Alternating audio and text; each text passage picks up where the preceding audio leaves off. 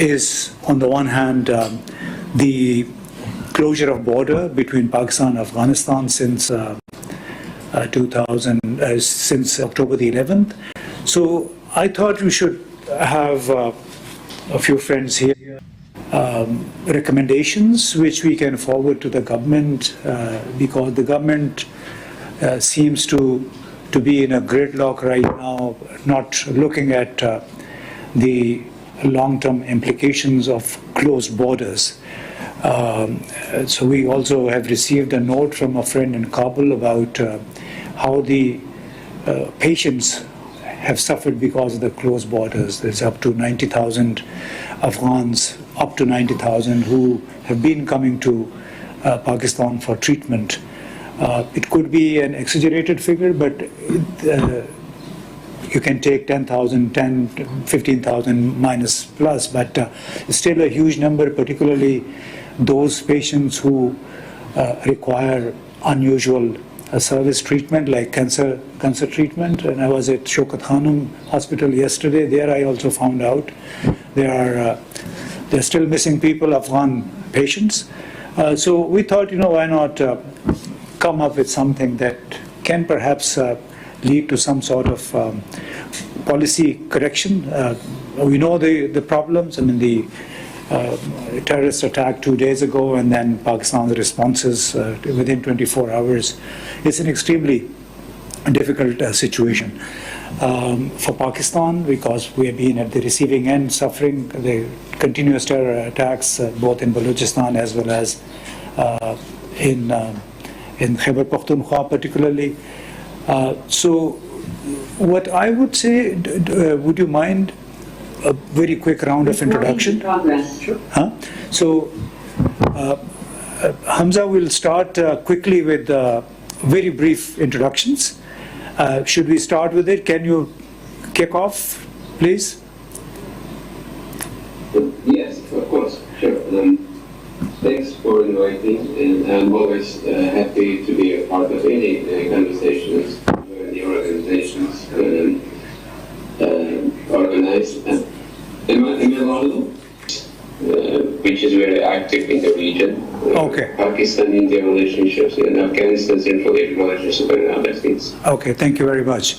We'll come to more details later. Thank you very much. And now,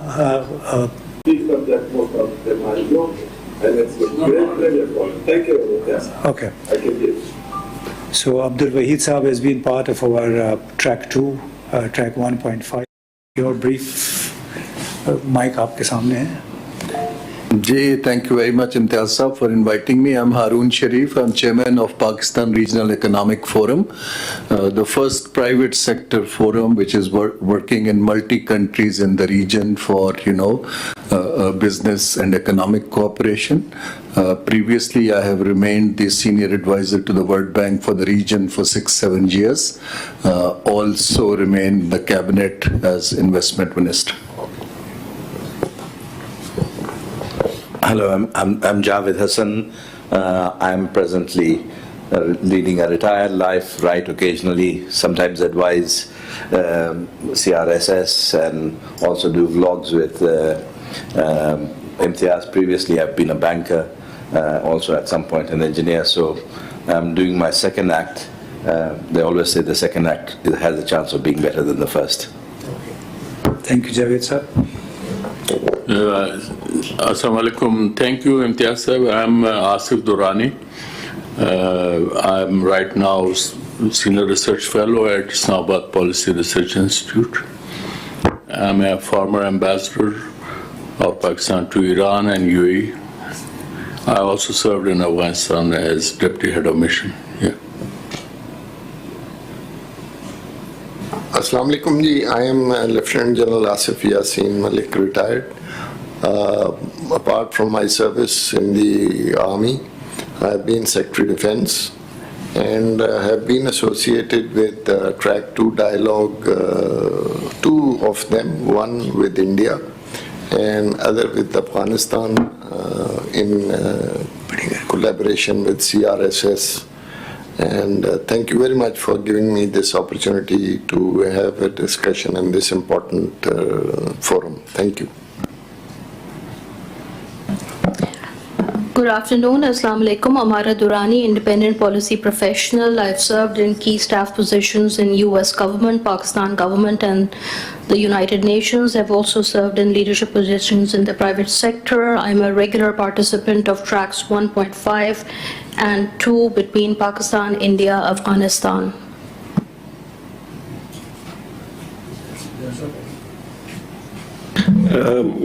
Major General Inamul Haq, retired. I am a researcher, independent researcher, and I am very happy to be in the company of so many eminent Afghanologists. I occasionally write a column in the newspaper and selectively appear on the television channels. I have a deep interest in Afghanistan. Thank you. I'm Hamid Sharif. I'm the president of Global Think Tank Network. It's a think tank which focuses, among others things, on Pakistan's strategic foreign relations. I was previously with the Asian Infrastructure Bank. I was a managing director there for accountability and evaluation and integrity. I also served with the Asian Development Bank. I was country director for China. In all, I spent about 10 years in China. Thank you. Assalamu alaikum and good afternoon, ladies and gentlemen. I'm Dr. Ali Reza. I'm Deputy of Pakistan Customs and Project Director Carry Caves, a project, the ADB project, under which we developed Torkham and border land ports. They are fully operational now and they are waiting the reopening of the borders for their operationalization. They are category A state-of-the-art terminals, and there are only 3 other terminals in the world which are category A. One is in Izmir, one is in Singapore, and one is in the United States. So we have to Hello, I'm from China and my name is Ma Zheng, and these days I with NAST CIPS, the Center for International Peace and Stability, as the visiting fellow. So, but my permanent job in China is in Sun Yat-sen University in Guangdong province, and actually I want to mention I'm old friend for Pakistani because I have study and stay work in Pakistan for 6 years from 2018 to 2023. Thank you, and thank you for CRS, and thank you, sir, to invite me. Thank you. I'm Mustafa Malik, representing Team CRSS. Assalamu alaikum ji. I'm Junaid Khan from CRSS.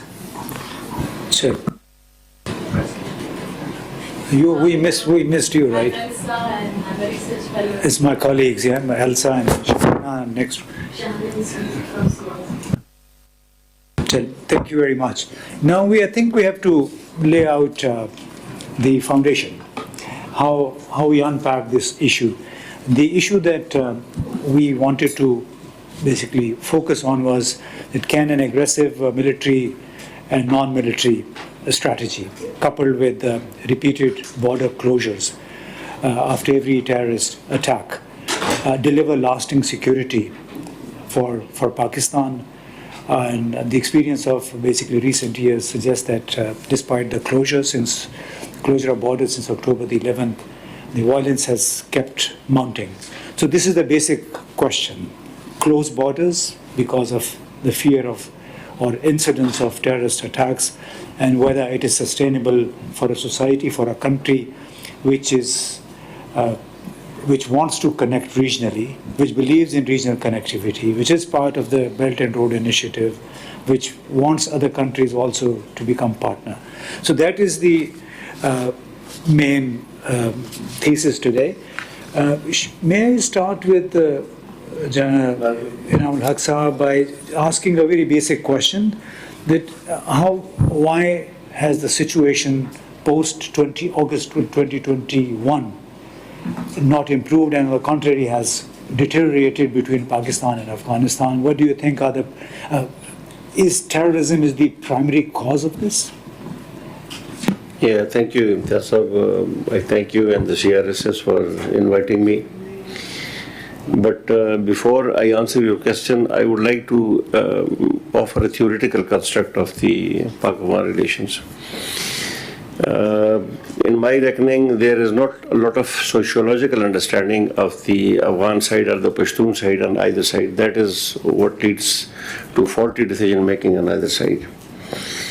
The state formation in both India, Pakistan and Afghanistan has actually gone through different experiences from the colonial era. So that is an important thing which actually comes to policy formulation.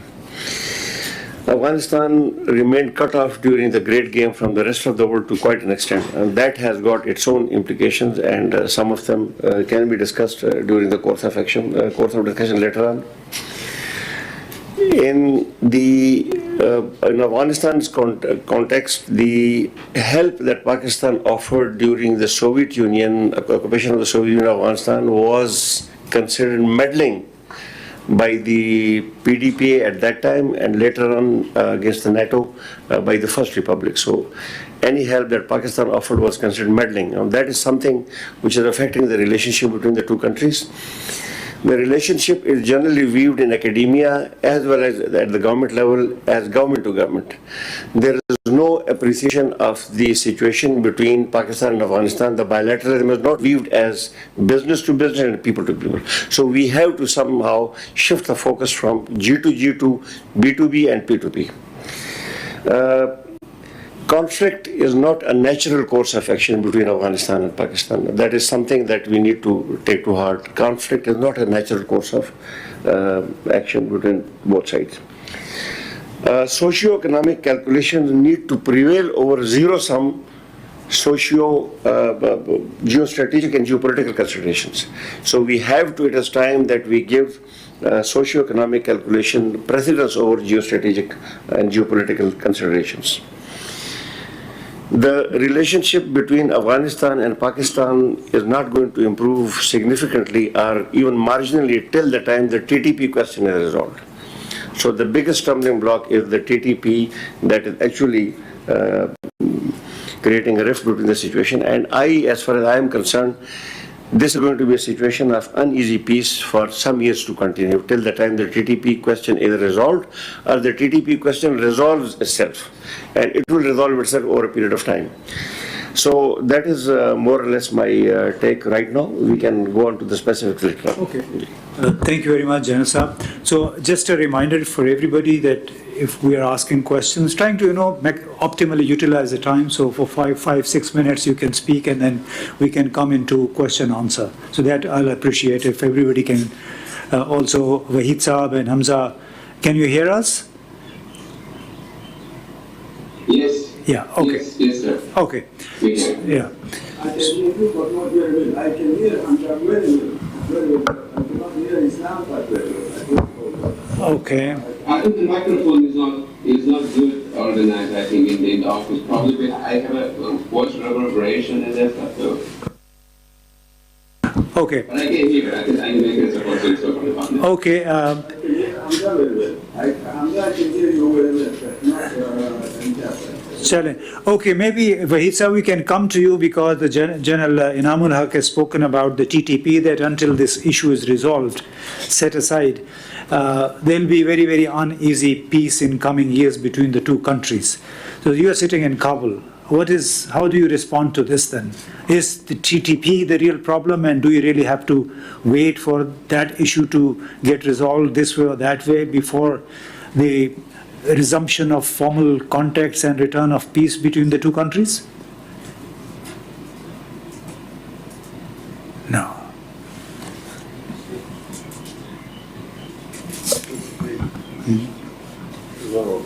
Yeah. So maybe Hamza can repeat the question? The question is for me. No. I could not hear the question.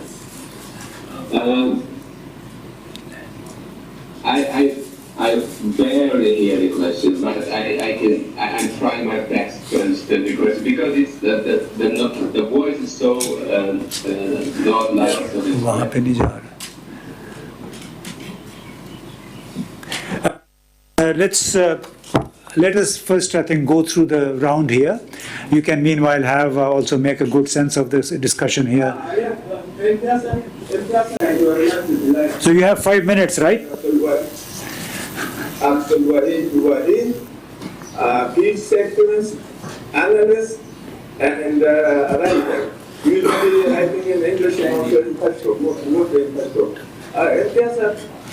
If I tell you that TTP is not an issue for Pakistan, it is definitely an issue and it must be considered as an issue. But if you think that it's the only issue that Pakistan is focusing on, I will think that I will say that it's not, TTP is not a real issue. The real issue is in policies adopted by Pakistan for the last 50 years. For the last 50 years, if I can go shortly back to the history, from Nur Muhammad Taraki to present.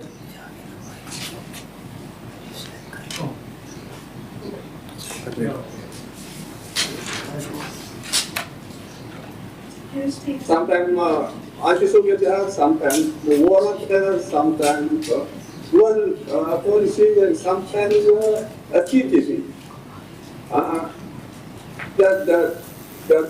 The solution for TTP and the other issue is just to revise the policy adopted by Pakistan, the strategic debt policy. I usually requested our brothers in Pakistan and Islamabad, here in Afghanistan, whenever I met a Pakistani official, I request them to revise the policy of strategic debt.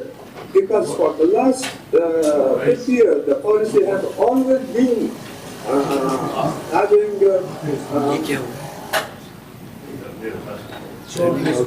consequences, unintended consequences for both sides, for Pakistan and also for Afghanistan. Before it was only for Afghanistan, but now the bad consequences also appears to be in Pakistan as well.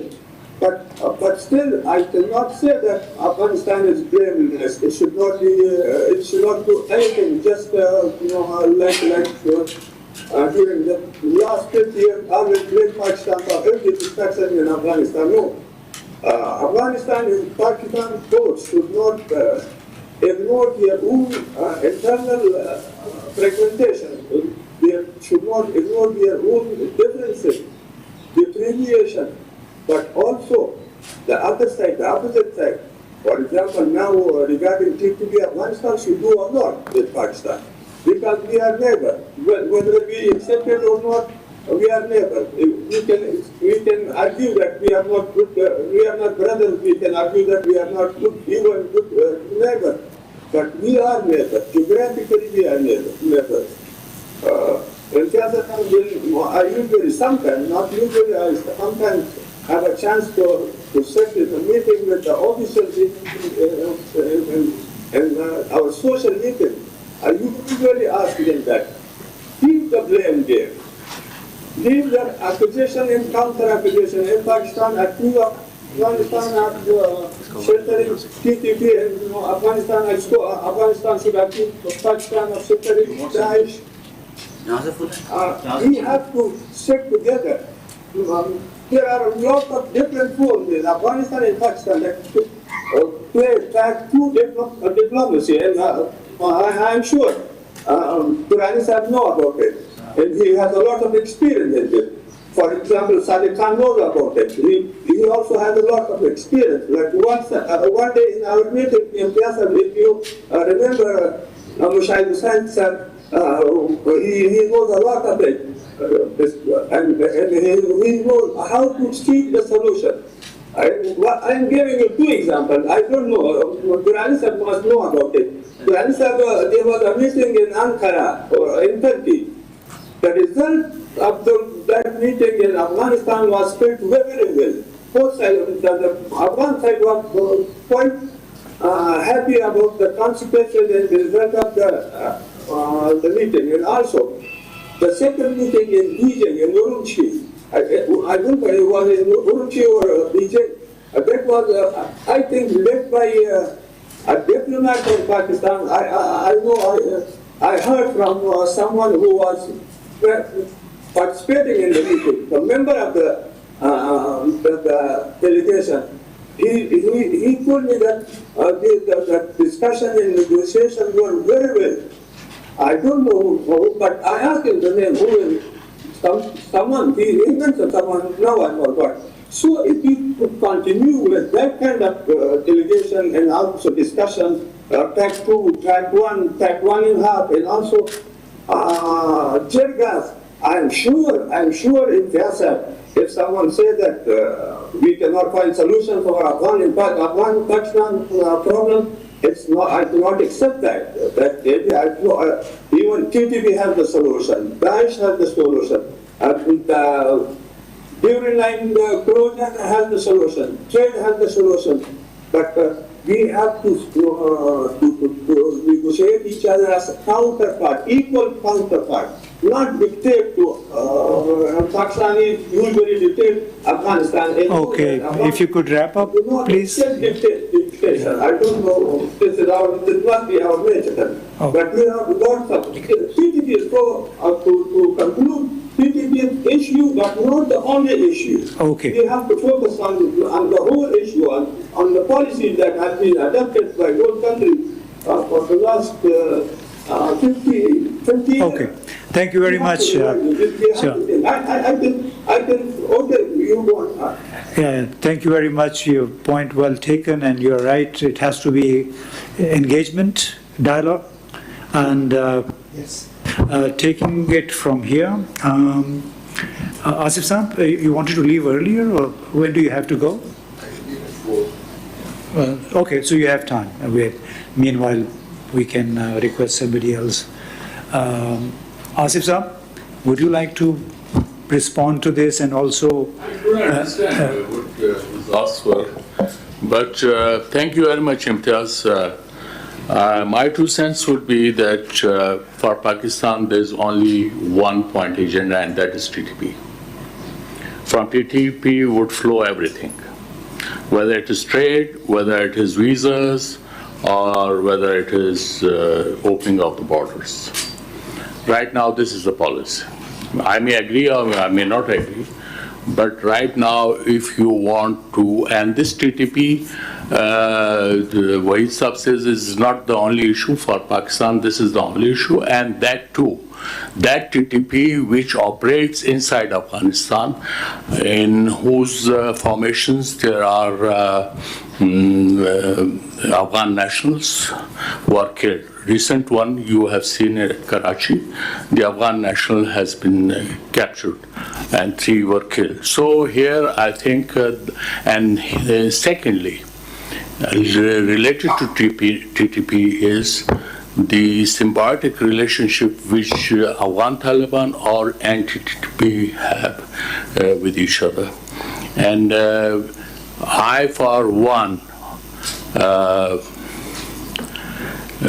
because I don't know who in our policy corridors, in our power corridors, decided that Afghan Taliban were friends of Pakistan. I fail to understand because after 9/11, how we treated the Afghan Taliban, of course, that was legal and that was approved by the UN Security Council under Resolution 1368 and 1373. And our Taliban friend will have to reread those resolutions, and those resolutions are still open and action can be taken against Afghanistan. So my worries is that Afghanistan and the present dispensation in Afghanistan is shooting in its own feet, and that would cause more trouble in the future.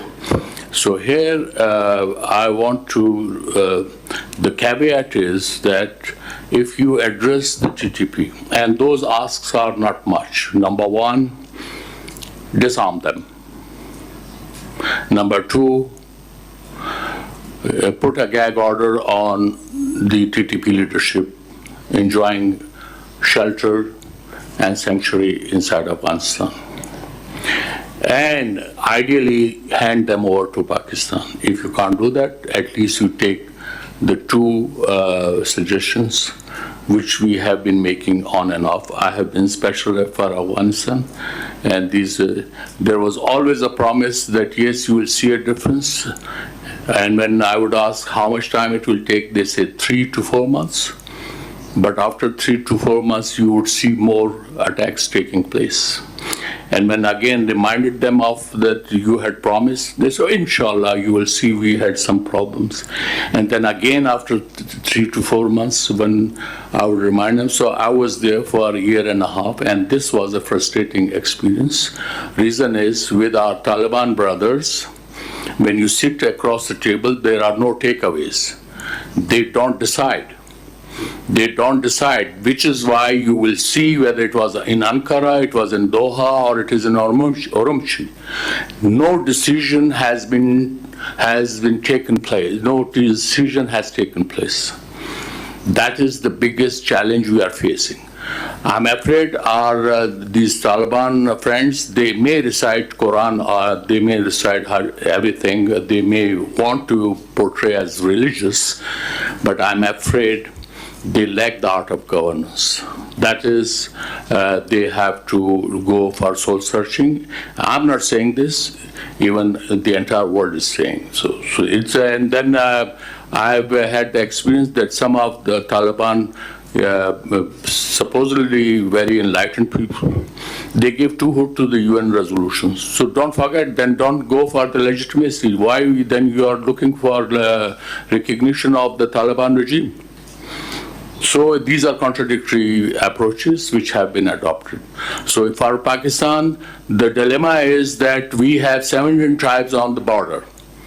They are divided tribes. What to do? This is a big dilemma for us. None of other 5 neighbors of Afghanistan have it. So these are the things they have to realize. Here, I'll just stop here. But the issue is, they have to realize that it's a serious issue.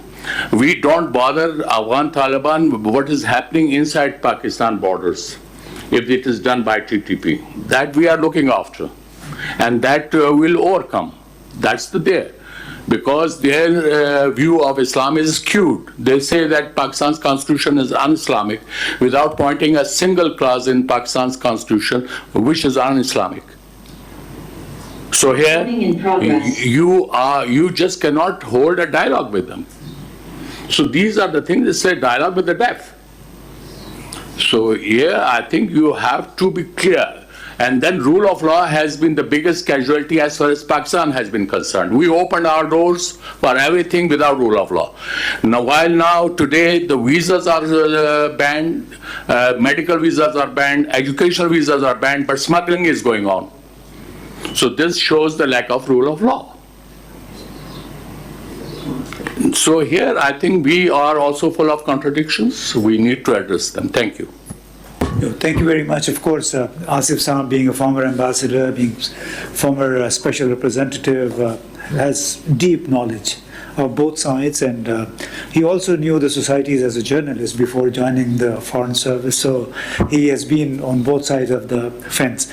So I may come to General Asif Yassin, because you have been part of this track too, that we have been conducting since 2016. Now you heard both Wahid Saab, General Inam, and Asif Saab. So do you really, do you think that the bilateral relationship is color defined by this bitter legacy of the past, and that this acrimonious relationship basically comes from different events that have shaped history between the two countries for the past 5-6 decades? Thank you. First of all, let me admit that the Track 2 dialogue with Afghanistan was, to me, it was a major success. And we were able to, I think, bring benefit in the people-to-people contact system. And it went to the common people of Afghanistan. It was less of a bureaucratic or a political issue, political system, than a people-to-people. Actually, I saw that the people of Afghanistan were benefiting. and to some extent the people of Pakistan also. Okay, let us come to the TTP issue. On this table, I am probably the only one who has dealt with TTP hands-on for 2 years and can claim reasonable success, so as to say that by 2014, barring the APS incident for which I would reserve my comments, TTP had become zero. There was no talk of TTP. So therefore, it's not something which is undoable for the system in Pakistan. We did it, and but that brings us to the geopolitical situation in the area. At that point in time, Afghanistan was under the control of the global interest game. To me, coming from geopolitics, the most important thing today happening is that Afghanistan is non-existent in the geopolitical game being played today. There are other issues coming up, Russia attacking somebody and Iran attacking somebody and so on and so forth. So the global geopolitical system probably is, if you talk of Afghanistan, they'll say which Afghanistan? It has gone so much in the background.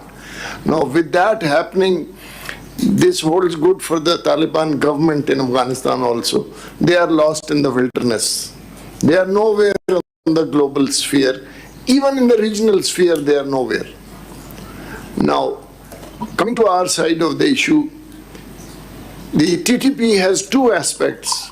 First aspect is the environment within Pakistan, and then is the foreign support. Having studied many insurgencies, no insurgency has succeeded unless there was a domestic environment favorable to it. That is the point when the foreign people start helping that insurgency or those trouble creators. When they find out that there is space within the host country of those terrorists and so on and so forth, their basic country. So if the Taliban have reached Rangers headquarters in Islam, I think Afghanistan comes second, Pakistan. So therefore, I think we also have to understand, and I think Durrani Sahab also clearly brought out, we have to understand the dynamics on both sides of the border. We have to understand the Pashtun ethos, the Pashtun, the Baloch thinking. What and how are they operating? I am afraid people do not understand. The policy, we just were discussing with Ambassador Durrani Sahab also, the policy has to be from bottom up. At the bottom are the people who are hands-on in the system. The top people are just flag bearers. They are, big shots, making speeches here and there. It is the people on the ground who should be leading the policy making. Please don't take me negatively. Is there a policy? If there is a policy, I don't know who is implementing it. Most of our actions are knee-jerk reactions. And with the consequences, Afghanistan they are losing it. They were never, Imtiaz Sahab brought out 50,000 people not getting treatment. So be it. They'll bring new graveyards. We can't afford such things. The benefits for Pakistan are immeasurable. Hajra Sahab just brought out the construction of the crossing arrangement, custom arrangement. I am privy to it because at one point of time I was involved in a high-class bus service between Islamabad and Kabul and Karachi and Kandahar. So I know the system that has been established. Pakistan has to be the beneficiary. Now the final remark. The relationship of Afghanistan and Pakistan cannot be security-based. it has to be socio-economic basis, where the people of Afghanistan and people of Pakistan, whether they are traders or whether they are construction people, carpenters, electricians, mechanics, they are the people who will benefit, who have been benefit. It may look very bad, but all the barbers in Afghanistan used to be from Pakistan. Because there is no system of barbers over there. Masons. Furniture makers. The wood was from Afghanistan, the craftsmen were from Pakistan. Yes. So therefore, I think, first of all, a larger internal, inward-looking discussion has to take place. Keep Afghanistan out, put our own house in order, give it the right direction, and understand, then, establish your destination. If our destination is not clear, we are lost in the wilderness. Thank you very much. Okay, thank you very much. Now that you have spoken about the problems inside as well, it takes two to tango. I mean, externalization only doesn't help in taking the relationship forward. Since you have raised the issue of the Pakistani barbers and all this infrastructure that had existed and how Pakistanis were being helpful there, and vice versa as well. So why not involve Dr. Ali Raza Anjra Sahab? What is, being an official, what has Pakistan done so far, particularly since 2021, when the Taliban returned? Because there was this hope that now everything will be smooth between the two countries and that Pakistan finally had a power in the neighborhood which will facilitate our expansion. And there were a lot of hopes, a lot of optimism that had accompanied. What has Pakistan done, and why did not the hopes or that optimism did not basically materialize? Thank you very much, sir. First of all, I would just correct myself to the discussion where Ambassador Asif Durrani Saab left. I had been part of the various meetings, ACCIC, where Ambassador Saab took some marvelous initiatives regarding social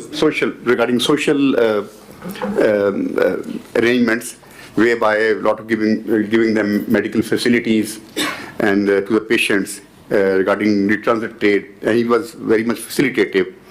And since 2021, we had been in discussion with the Afghan authorities regarding manning the border crossing points under Article 8 of the Trade Facilitation Agreement of the WTO to have joint border control. So we were very near to it, and Article 8 permits us to do that. So through Ministry of Foreign Affairs, we also engaged them in negotiations, and we were near to it. There were some cross-border trade facilitation agreements in terms of the authorized economic operator, in which we also engaged the Afghan customs with us. They sent us a team from, I think, Tajikistan. There was few Taliban officers who were posted there, and they were sent to this area to negotiate with us. Again, definitely, I would also relocate my argument with that very idea of having an ineffective policy of continuing that spirit of the bona fide. So that was not there. Trade is definitely a vehicle on which all these initiatives they get carried forward. That got missed somehow. There was an initiative in terms of engaging one Taliban government into the CARIC trade conventions going on in various Central Asian countries. So apart from one, I did not see any one delegation visiting the CARIC meetings there. I don't know what may have happened. All the CARIC countries, they are former Soviet republics. Perhaps there might be pressure from the United States, because the United States is also a member of the that CAREC program that belongs to the CAREC Cross-Border Trade Facilitation Agreement of 2010, the Central Asia Regional Cooperation. Perhaps that could be a reason. We have isolated them on the trade matter as well. So what was left? We had some wonderful negotiation going on regarding the previous track 1.5, where the Afghan delegates came to this meeting and they vote to engage the Pakistani traders to to pioneer or to spearhead this very idea of creating peace and on the basis of this trade negotiation between the respective chambers of commerce. So, and that's very, that was a good news for us because both the chambers could have utilized these terminals to start trade. That fizzled out afterwards because there was a lack of policy to continue with that as well. So trade is a vehicle, but definitely a policy is the one, the engine behind it to drive it. I still hope that the respective chambers of commerce, the Sarhad Chamber of Commerce as well as the Kabul Chamber of Commerce can jump in. They are the ones who still have the ability to engage despite this. I subscribe to view of Lieutenant General Asif Yassin Malik Saab that the relationship is mostly socio-economic one. So instead of getting a security paradigm and impacting it, we need to re-engage the Afghan traders.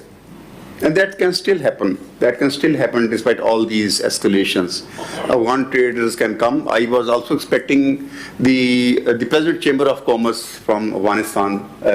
Unfortunately, I couldn't see him here. So I think these people should be engaged. And definitely we can also, through this August forum, we can also request the CAREC Institute, the CAREC Secretariat, to engage the Afghan Chamber of Commerce and the delegations to attend those conferences. Pakistan is always there. So the missing link is the Afghan Chamber of Commerce. That is not there. So I think this is still a neutral body which can still pull up a lot of energy into this thought relationship. Thank you. Thank you very much. Just a small, I remembered, I was the first head of the committee which surveyed Torkham, Chaman and Vaga for this project, which was then Asian Development Fund funded, and it was in 2013. And we were very optimistic about the future of relations between Pakistan and Afghanistan. This sort of activity was being generated. I don't know that it was lost in the wilderness thing. Thank you very much, Ali Raza Sahab. We have been pursuing the trade as well. There's this Pakistan-Afghanistan Joint Chamber of Commerce and Industries. These people have been coming and going. We have been visiting them.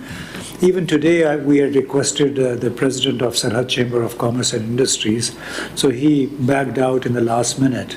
So much for his commitment. I mean, we had thought that because he oversees the impact of what has happened, since October, that he would give us some data, some first-hand information. But this morning, he regretted. And we tried to get somebody else. That guy also missed out. So Even women chambers were involved. yeah, so we have been doing this, but the problem is politics always trumped the business considerations. And you see our businessmen, what they do, they better go to GHQ for getting concessions rather than, coming up with policy decisions, policy measures which are credible and which can also involve everybody. So, Harun Sahab, you wanted to say something? Just very quickly, thank you very much. Since there's a talk of connectivity and trade, what we have seen, I'll speak on the concrete, evidence. Any economic relationship which has the backing of a geopolitical sentiment is not sustainable globally. even in Afghanistan, 80% of the budget was financed by external players because of the geopolitics. So it was a big risk for the region and for Pakistan as well. Pakistan's economic model is also based on geopolitical rents, and we have suffered time and again, and I hope we learn. So my point here is that couple of comments on CARIC. I think Hamid Sharif and I have attended, God knows, countless CARIC meetings, me from World Bank and he from Asian Development Bank. A multilateral organization is not suited for an intense political economy kind of dialogue. So CARIC can only give a nice place and a meal and at least a meeting place. But expecting anything beyond from a multilateral organization, their charter doesn't allow it. So I think we should not have any illusion that CARIC or any other multilateral network of financing can open up, the space which is now so much distrust has been built. So it's beyond that stage. That's what I'm trying to say. A couple of observations. I think lots of these debates that policies have been wrong, what went wrong, it's living in the past. The region has taken a little bit positive tone with whatever is happening in Iran. You never know where it goes, but at least there is a little positive tone that something might open up. Neither China nor any investor will take any stake in the region, whether it's Pakistan or Iran or Afghanistan, if the stability and distrust continues the way it is. Now, the sufferer of this whole debacle are the common people. The second part is that multilaterals have miserably failed and people have bypassed them.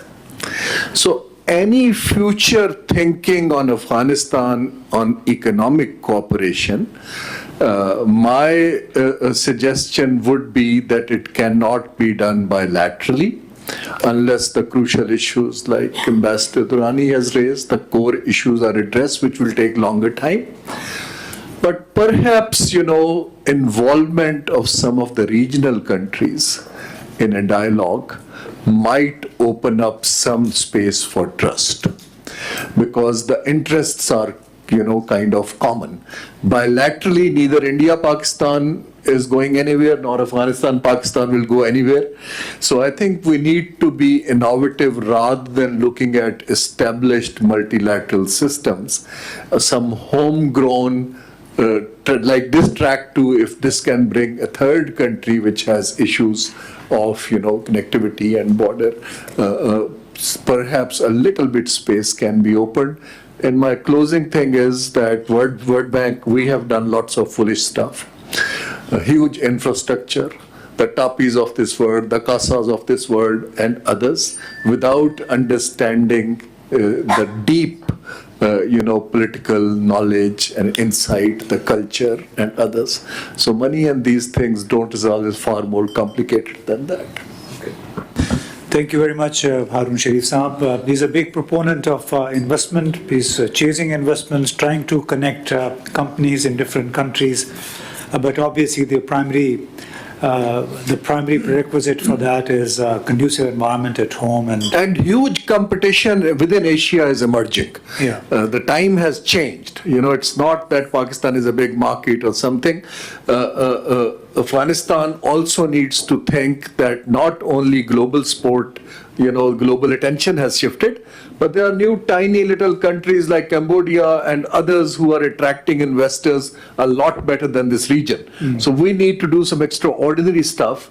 The old school ways of just, opening up a dialogue, I think time for that is running very short. Okay. Thank you. Thank you very much. Now, Hamza, can you hear me?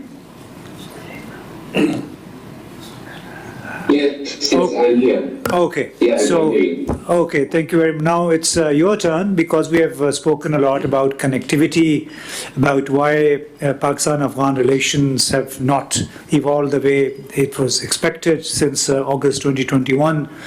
How has Uzbekistan developed its relations with Afghanistan, with the Taliban since 2021, and how is bilateral and transit trade taking place, if at all?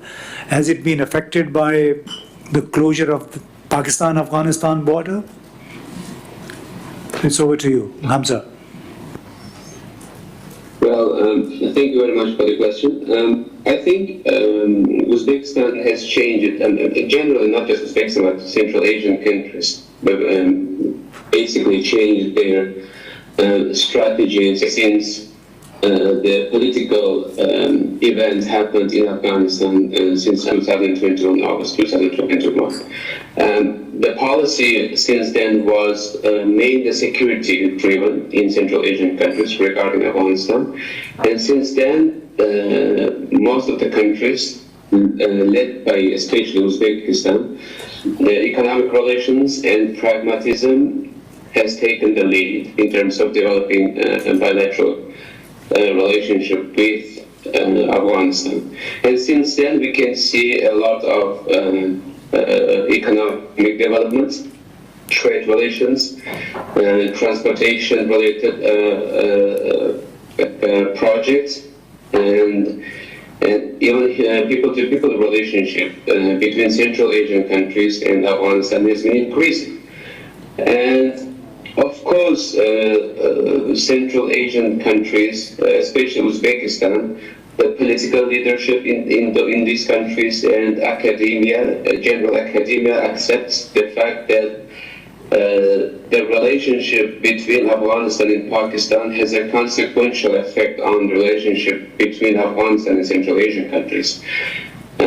So therefore, we can see that development on President Shavkat Mirziyoyev's visits, last visit to Islamabad. So both parties discussed their relationship, the role of Pakistan in terms of establishing, or not establishing, in terms of having a prosperous and peace Afghanistan. So I think the academia in Uzbekistan and policymakers in Uzbekistan, they recognize the role of Pakistan in terms of having a good neighborly relationship with Afghanistan. And since the border closure between Afghanistan and Pakistan, I think the trade a little bit increased between Central Asian countries and Afghanistan because of the natural, not natural, I would say, because of the obstacles, I think, in my opinion, wrongly created between Afghanistan and Pakistan. Yeah, we can recognize the political setbacks between two countries, but I think still, the healthy relationship should be kept in certain level. When I last visited Kabul, even among the political and economic leaders of current government in Kabul, they also stated the concerns about Pakistan is becoming more aggressive in terms of using its economic and trade capacity to increase its security capacity when it comes to relationship between Afghanistan and Pakistan. So that's a sentiment in Kabul I could sense. And in general, I'm going to conclude here, yes, the border closures and politicizing the border and the healthy trade relationship between Afghanistan and Pakistan actually gave an upward development in terms of trade between Central Asian countries and Afghanistan. There is also another kind of the side of this development between Central Asian countries and Afghanistan when it comes to trade development. Central Asian countries are increasingly diversifying its heavily reliance on Russia, and Russia has been sanctioned by the Western countries, and because of the heavy sanction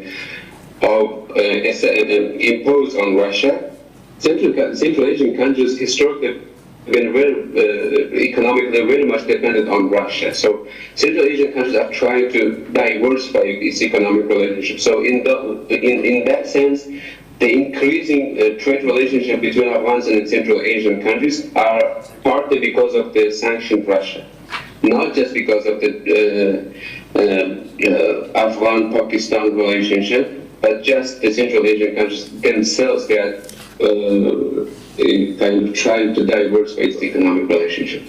Thank you. Okay, thank you very much, Hamza. That was interesting. Now, may I turn to Professor Ma Cheng?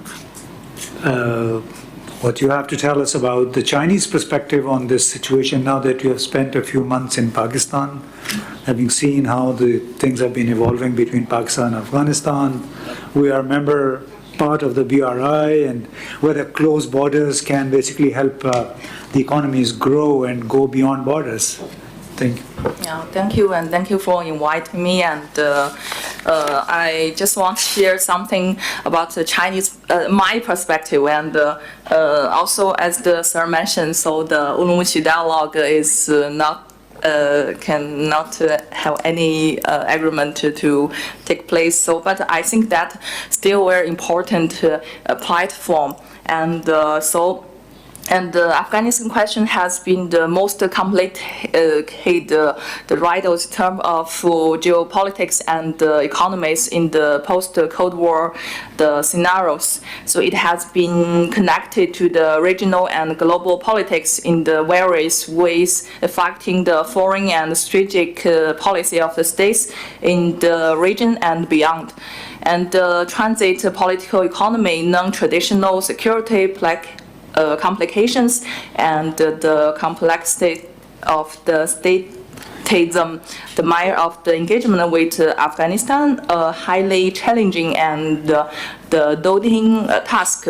So China as a close neighbor and all-wider strategic cooperative partner of Pakistan, and also a country that shares a long border with Afghanistan, so has always maintained that stability and development in Pakistan and Afghanistan are closely intertwined with Chinese own outer security and development interests.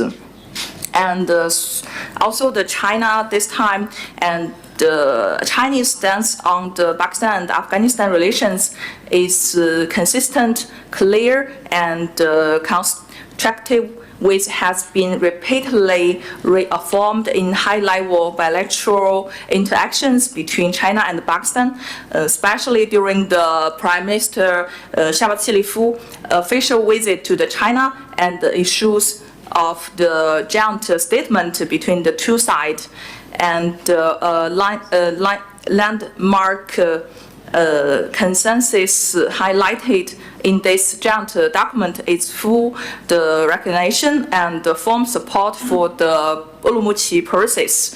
China has launched and advanced Urumqi process for mediation and promotion that has built a regular multilateral dialogue platform that brings all the parties to the negotiation table, abandoning the confrontation, excluding the external geopolitical, the middling, and adhere to the principle of Afghanistan-led, Afghanistan-owned purposes.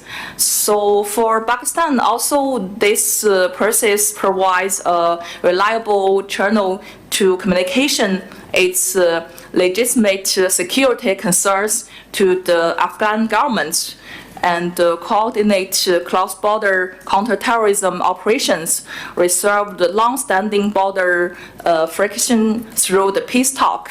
So, and the co-mediation of the motivation of China will continue to as a sincere the facilitator rather than the middling, the manipulator. So also I want to mention the one thing is very important. So China will never use this platform to advance own geopolitical gains. And so for this while supporting the Urumqi the process, China always sincerely and consistently cared about the overall situation of Pakistan and Afghanistan both. So China holds three core positions on this issue. So firstly, the Chinese strongly to support the sovereignty, independence, and territorial integrity of Pakistan and Afghanistan. Outside country should be interfere in the internal affairs of the two nations.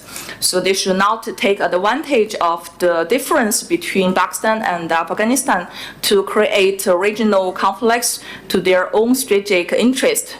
Second, China puts non-traditional security operation on the Pakistan and Afghanistan border as a top priority. Terrorist group hiding in the border area so also threaten China, Pakistan, and Afghanistan equally. So China supports Pakistan and Afghanistan in carry out joint border patrol, sharing intelligence, remove terrorist bases, and stopping the spreading of the extremist risks. So this security cooperation is the basic condition for all practical cooperation between Pakistan and also Afghanistan. Third, also, China is deeply concerned about Afghanistan's long-term economy slowdown and seriously human problems. So as many speakers also mentioned, so China also understands the huge pressure Pakistan faced from the hosting millions of Afghani refugees over decades.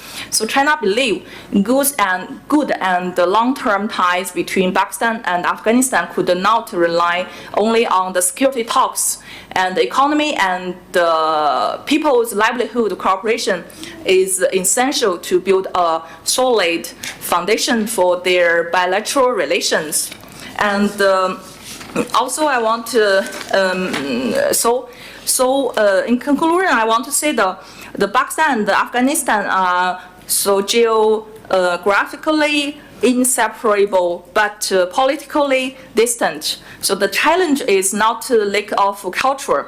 The culture is absence of trust, verification, and durable institutions.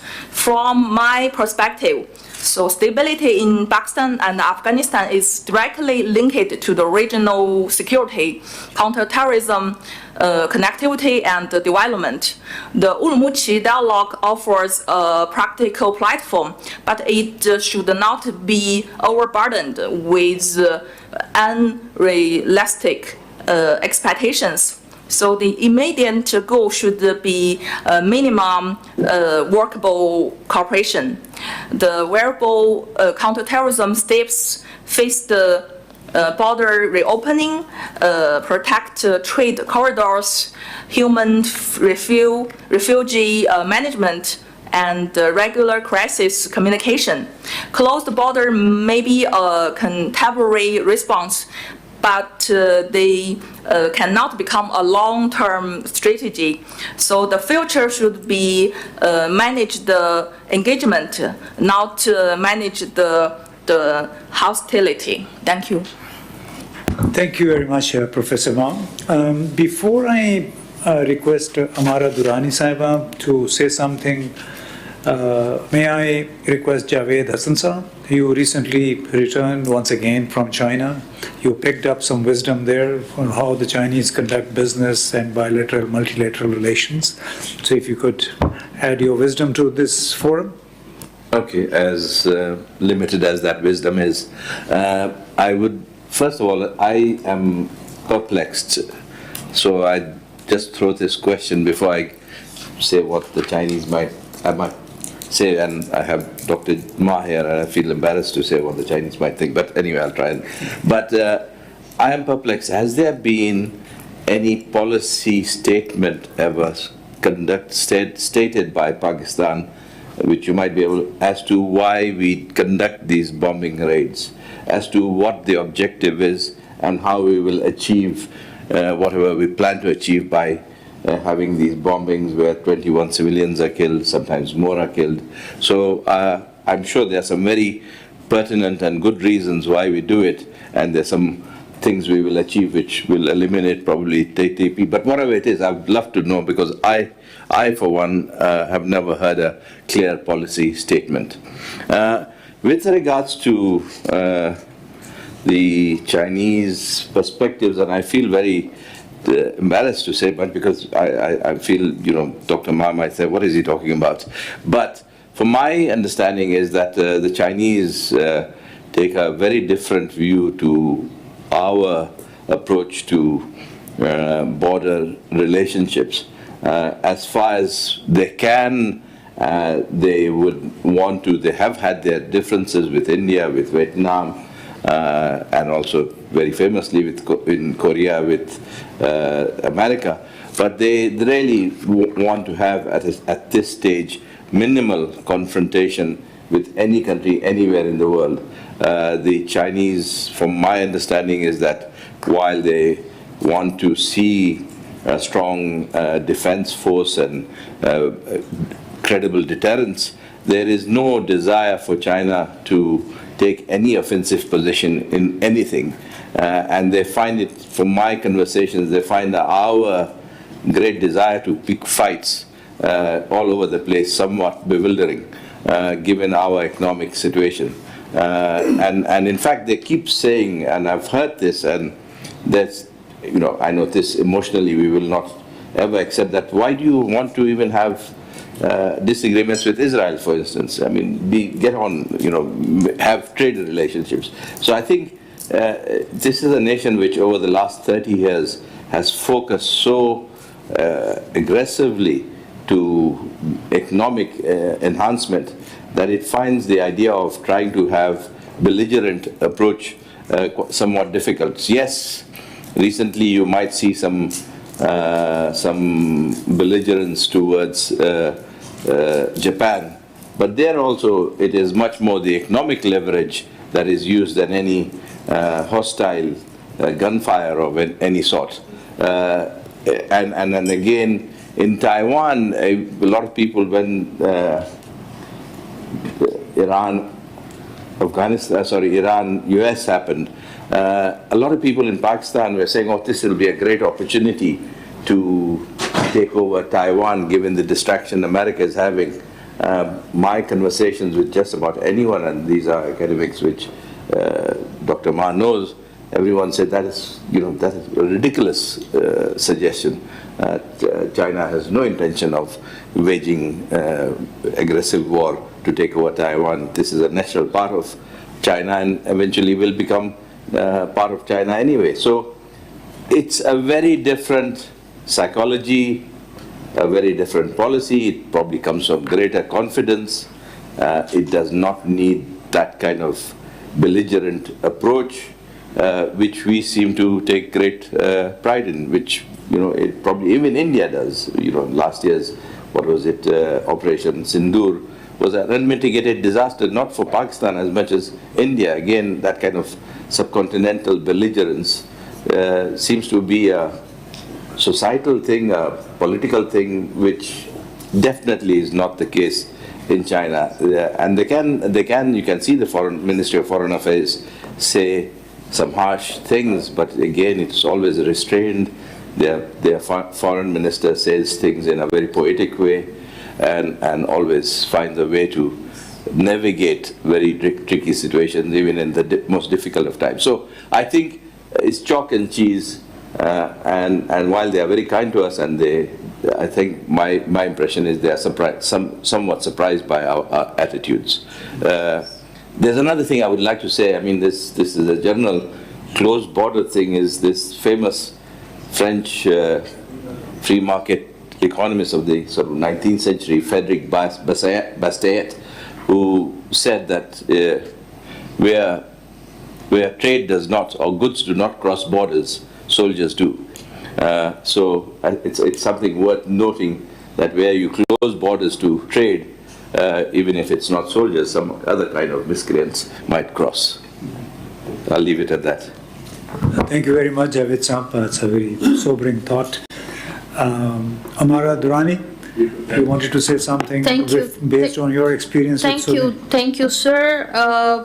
As someone who's been trained for 30 years for participation in track 1.5 and track 2 dialogues, fundamental principle that we are asked whenever we come to such a table is to kind of deliberately back off from statist positions and try to reimagine what a future would look like, especially a peaceful future. And I think your key question, the title of your, is asking us to reimagine. So I'm going to kind of deliberately step aside, back off from statist positions and offer some observations. The first thing that I think I really want to address in your title is the shifting regional order. Some comments have been made by my senior colleagues that regional actors will need to step in and dissolve the situation. My respectful submission, sir, is that I have watched the Pakistan-India and the Pakistan-Afghanistan tracks my whole life. What I'm seeing now, unfortunately, is a mirroring of the power dynamic between the Pakistan-India track and now being imposed on the Pakistan-Afghanistan. It's carefully selected word. It's a mirroring of the Pakistan-India power dynamic that we are seeing in the Pakistan-Afghanistan. The language and the issue is exactly the same, terrorism.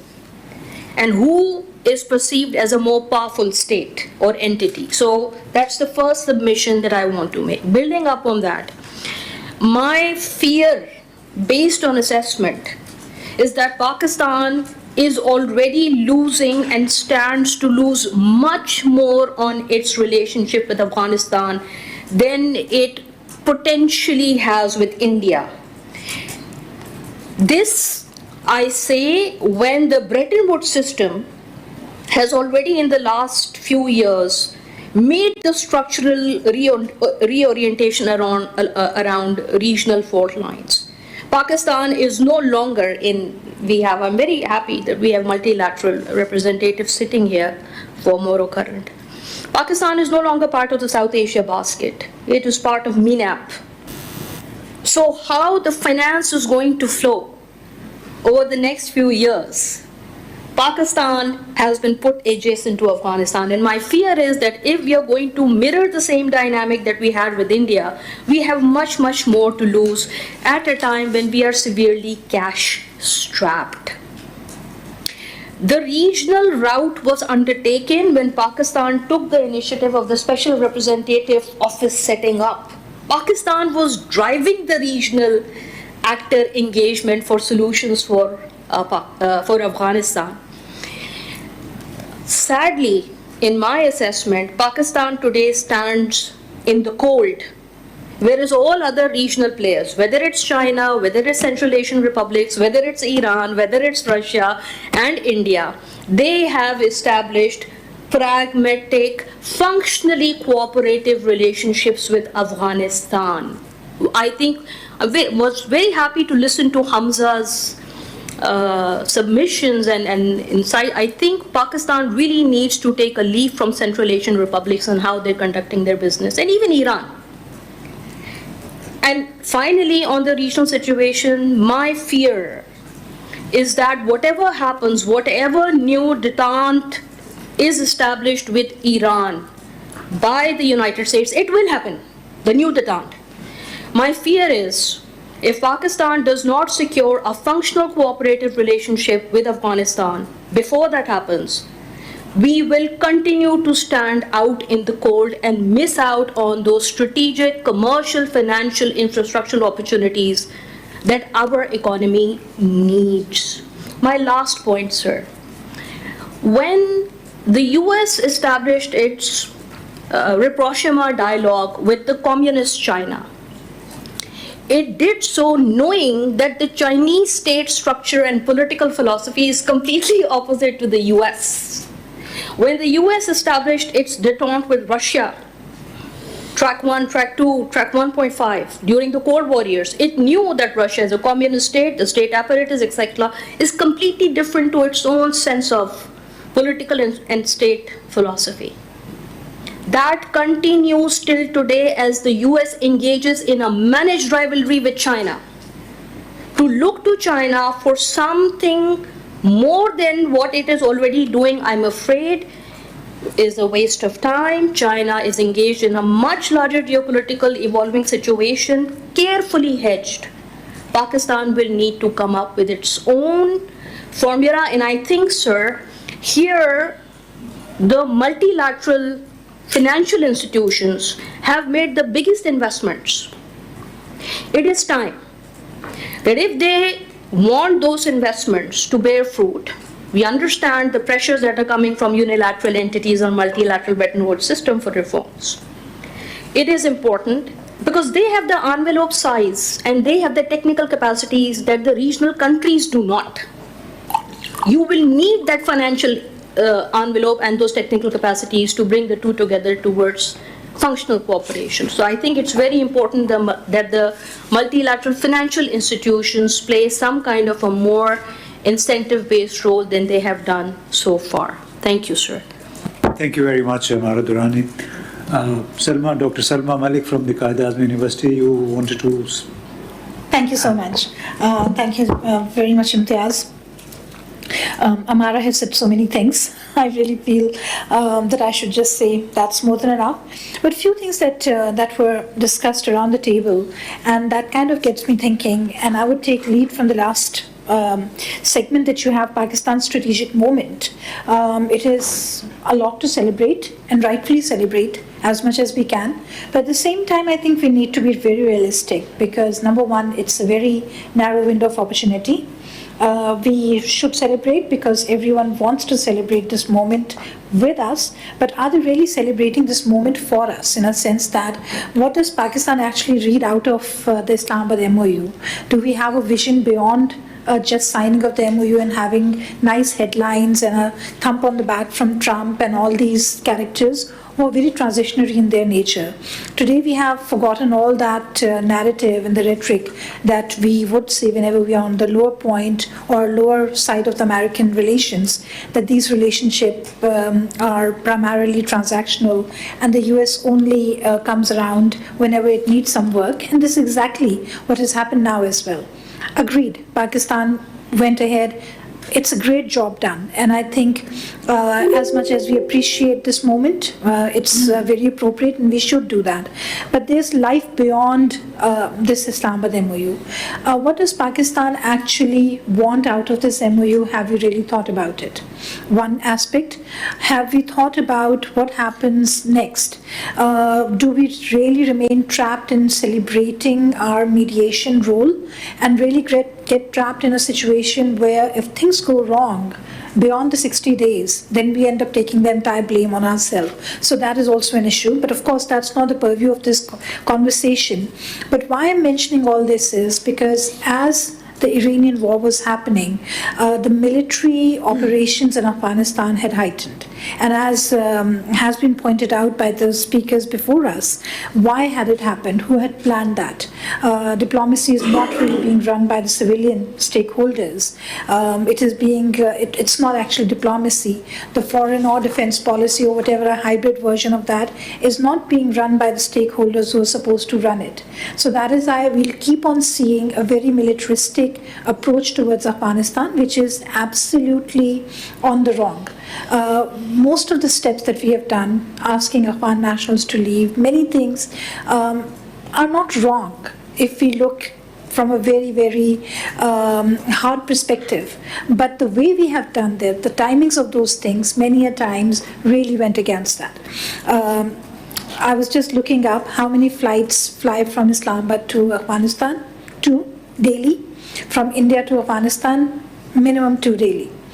And I'm pretty sure there are a lot of other airlines who are doing this job. So India is very much in the picture. Again, at the cost of saying that we should not make our policies India specific, but few things that we need to really look here is that this window of opportunity where at the same time we are no longer part of the South Asian, or we are not being looked upon as a South Asian country, but in the MENAP region, have we really figured out the consequence or the larger stakes that are at hand? We are not really looking at that. If we don't settle the Afghan problem amicably for ourselves, this notion of MENAP, I think Pakistanis have this complex of being part of the larger Arabic part of the story, but we are not Arabs. And no one is going to even think, even if we wear the thobe and everything and start speaking in Arabic, which we do whenever we return from Umrah or Hajj, or otherwise. I'm sorry, Amara, no reflection to you. I also went there.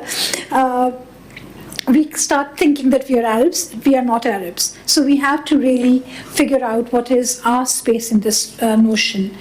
China came to us in 1996 and they told us that you have to put your contentious issues on a back burner and focus on your economy. We downplayed that. We started to say that China hasn't said that, put Kashmir on the back burner, but today Kashmir is on the back burner. No one is talking about Kashmir, and we haven't even resolved our economic puzzle. So where do we want to go with this? In this particular notion, if we actually give a reprisal of post-Islamabad MOU situation, I'll just take 2 more minutes of Imtiaz, I'm sorry, I'm hogging. Okay, 1 minute. We did what we did. We delivered the goods for the US. We provided them with that window of opportunity. This window of opportunity for us is very limited. What are we going to do with this? Are we really thinking that we can bypass Afghanistan and have some good terms with Iran? Are we so good with our foreign and defense policy articulation that we would be able to sustain this good moment with Iran for the longer time? I'm not too sure. The pressure on Pakistan from UAE, from Saudi Arabia would eventually catch up on us, and we really have to figure out how we manage our ground situation. Even if at the cost of sounding cliched, India is using Afghanistan very proactively, but that is also the mantra that the military uses to justify its military operations. We have to actually indulge into massive CBMs at all levels to make things better. As an academic, whenever we have Afghan students coming to Pakistan, the biggest problem that we would have with those Afghan students was that we would commit to having an N number of students, but then we won't have the money being released from the government, and that would create problems. So even if we go for softer policies, we have to make that infrastructural investment to make things work. Thank you so much. Thank you very much, Dr. Salma. Yes, you have been actually witnessing this also yourself at the university. Dr. General Inam, you want to say something quickly? So before I request Hamid Sharif Sam to sum up and also offer his observations, because he has been long associated with the Asian Development Bank and then the Asian Infrastructure Investment Bank. For several years he spent in Beijing, so he also has a very unique perspective as far as Pakistan is concerned and what our policies are concerned. Actually has been at pains to explain also to the Chinese. So General Nam, thank you. Very briefly please. Yeah, thank you. Just a couple of points that I want to clarify. I don't speak for the military. I'm a retired person, but I'm a researcher also, so some facts have to be cleared. Nasir Yassin, he left. I wish he was around. I would have asked him the question that when you were at the helm of the affair, what did you do? It was very good to talk when you retire, sit down in a nice attire and speak nice things, but and then criticize everything under the sun. The Pakistan's policy during the dialogue was very clear. We want to have an Afghan-owned and Afghan-led process inside Afghanistan. This was a very clear policy in Pakistan. As for the status of Afghanistan, Pakistan's policy was very clear. We want an independent, non-aligned, peaceful Afghanistan as our neighbor. This was the major plank of the policy, so let's not go away with the wrong ideas. Somebody talked about the military operation. What is the policy? I think you said, sir. Apologies, no offense meant.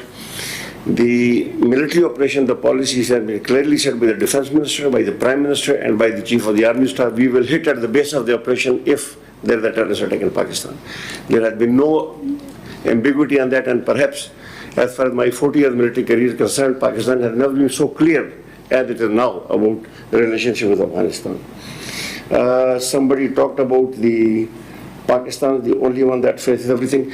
Yeah, Pakistan is the only one in the neighborhood which has got a TTP problem. No other nation has a TTP problem. So till the time we overcome this problem, we are not going to see peace in the area. And then trade and economy, everything, as you said very rightly, the trade and the commerce is subservient to the geostrategic construct internationally. And that is the case, unfortunately. Afghanistan is not a normal country. We are not dealing with a normal country. The guys are not schooled in diplomacy. They are not schooled in governance. They are irredentist. They are very, very extremely conservative. They have a view of Islam which is actually the rural view of Islam from Pathan villages. So what do you do with them? Unfortunately, as I said earlier, and I will just finish again by reiterating those points, 2 points only. Conflict is not a natural course of action when it comes to bilateralism between Pakistan and Afghanistan. Secondly, socio-economic calculation need to be prevail over the zero-sum geopolitical considerations. Now, in order to actualize this thing, I think we have to go for some sort of a regime change in Afghanistan. I don't see personally any hope for the present political change in Afghanistan now, in near future or in distant future. So the regime change in whatever contraction, whatever combination is the only answer perhaps. Thank you. Hamza, do you want to have some last few words before we let you go and wrap up the meeting here? Or Wahid Saab, very quickly, you have 1 or 2 minutes each. Well, I was wondering, just add some 3 points to my previous talk. When it comes to relationship between specifically Uzbekistan and Afghanistan, I think I would call it like, Uzbekistan, the president also in the academic community in the country always they regard Afghanistan as an integral part of Central Asia. That's kind of Uzbekistan's Afghanistan policy, unofficial concept of Uzbekistan when it comes to building relationship with Afghanistan. That's Uzbekistan considers Afghanistan as an integral part of Central Asia. That's a concept, and in reality, that concept is being realized. Put in place by pragmatism and economic relations. So I would call the relationship between Uzbekistan and Afghanistan as economic convergence, I would say. But it needs more than economic relationship, so that's why another strategy, a little more wider strategy towards Afghanistan could be called like a strategic convergence between Afghanistan and first Uzbekistan and then wider Central Asian countries. And I think Central Asian countries, including Uzbekistan, should recognize the role of Pakistan when it comes to have a good relationship with Afghanistan. So that's why I would call the future relationship with Central Asian countries and Pakistan when it comes to having a good neighborhood relationship with Afghanistan, I would call it like strategic entanglement. Why? Because whatever happens in Afghanistan, whatever happens in terms of relationship between Central Asian countries and Afghanistan, it always affects the Pakistan foreign policy and the Pakistan-Afghanistan policy. So that's why I recognize, and many experts here in Uzbekistan recognize the role of Afghanistan for national security of Pakistan. So that's why I think I would call the relationship between Central Asian countries and Pakistan as a strategic entanglement. Why? Because if you look at the space and two particles, if you entangle that two particles, it affects one, it immediately senses, another immediately senses. Despite the fact those two particles are located far distance from each other. So thank you. I would call that relationship on that sense. Okay, thank you very much. Javed Sahib, you want to? I just have one question. I'm sorry I'm insisting on this and probably sounding very stupid, but You said that we have a clearly stated policy that we will hit only the Taliban or TTP bases. Fine, that's a very clear policy. But what is it, the objective of this? What are you going to achieve with it? Are TTP going to disappear by hitting these people? Are we not actually playing into the hands of TTP by actually doing what they would want, which is aggravating the situation between Afghanistan and Pakistan? The terrorist acts very often to create a situation where you overreact and it aggravates the situation. So I am still bewildered as to what is the eventual objective of this. I may be missing something gravely, but I am completely bewildered as to what it is. And again, it may be completely foreign press or Indian press or whoever. When you go and, 200 people died in Afghanistan, in Kabul, and many of them are supposed to be rehabilitation, drug rehabilitation patients. It does not really help yourself in the society and create your messaging. Recently, about 21. So I'm sure the TTP are dreadful and the Taliban are not particularly nice people to allow this to happen. But are we not playing into their hands by doing what we are doing? There's a major question, basically. Especially when they have the population as you can choose. Okay. So I think we'll hand over to Hamid Sharif Saab, Asian Development Bank and its Asian Infrastructure Investment Bank, your long experience. So you have an arduous task, actually, to sum up the meeting as well as offer your observations within 5-6 minutes. It's been a very rich discussion.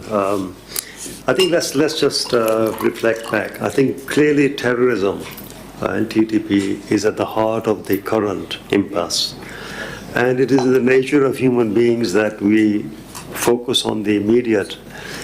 But I think it's very wise to not lose the wider context. While the immediate problem attracts our attention, it should not be at the expense of the much broader relationship which is out there. And I think the message for neighbors is that if today the TTP is questioning whether Pakistan is an Islamic state, then tomorrow it's going to question whether China is one, whether Uzbekistan is one, whether Tajikistan is one, and will it then spawn terrorist groups to fight that? So I think this is not a Pakistan problem. This is a regional, universal problem that if they're going to tolerate this sort of terrorism, then Pakistan has to take a strong stand, but along with the neighbors. So I think we need a regional approach in which the neighbors should join in this fight, and this is non-negotiable. I think the Taliban government has to give an unequivocal commitment to fight terrorism. Without that, I don't think the regional partners can feel comfortable. Having said that, if anything should have been learned after the Second World War, it is the importance of trade. I mean, while I hold a British nationality and I'm ashamed of Brexit, but I think in the Brexit debate, what got lost was that perhaps the greatest achievement after the Second World War is EU and no conflict because of Europe, because of trade, because of economic relationships. And we're losing sight of that. I think trade and economic relations buys you more leverage, and we have lost that. But you can, and the other thing we learned from the Chinese art of war, you never carry out a threat. You threaten, but you don't carry it out. I think we have lost that.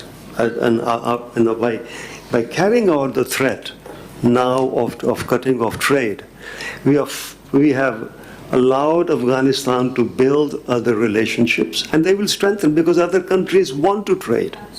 They want to replace Pakistan if they can. That's very natural in economic affairs.